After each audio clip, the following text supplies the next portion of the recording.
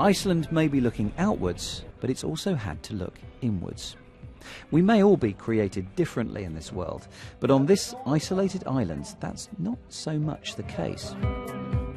There hasn't been much immigration here, and that means that there's not as much genetic diversity as there is on larger land masses.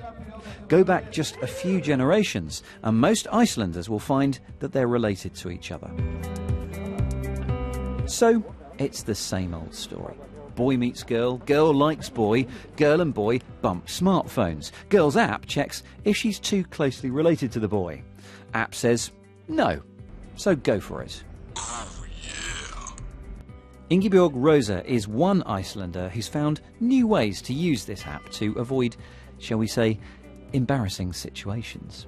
It's very convenient to look up the guys you meet when you're maybe downtown, you see a cute guy or you meet someone really interesting. Yeah, look him up there and see whether he's related to you or not. And how closely related is too closely related?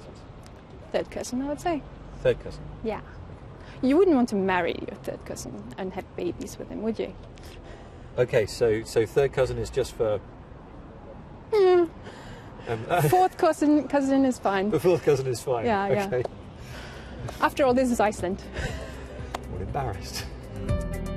All the information for the app comes from the nation's genealogy records.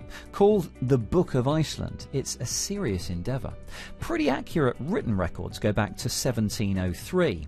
The book allows people here to discover exactly how they're linked to almost anyone else from Iceland. In the past, the population has dipped to just 30,000 here, so there's useful information dating back over 1,000 years.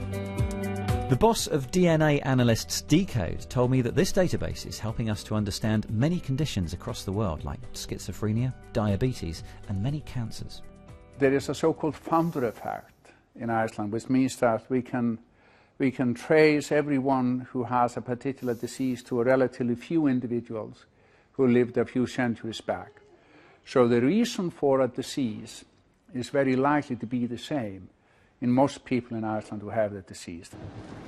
A large section of the population here has given blood to the firm to help it assist research globally. Now, once these samples are taken, they're not just kept for weeks or even months. It makes sense to keep them for as long as is possible for research or pattern matching that might happen years in the future. And that's why the blood of Iceland ends up here in this biobank of 500,000 samples, the oldest of which was taken 15 years ago. And the reason that even that sample is still good today is that the temperature in here is minus 26 Celsius. Or as Icelanders call it, mild. So, as the robots continue to serve up these samples, hopefully those discovering their personal connections to each other won't get such a frosty reception.